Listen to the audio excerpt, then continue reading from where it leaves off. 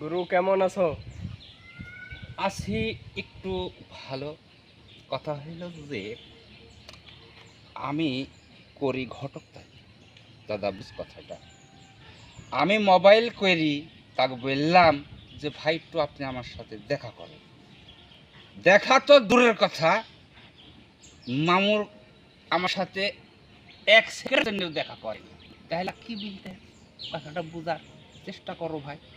এখন এখন আমার একটাই কথা যে তোমার কাজ, ঘটকের কাজ কি?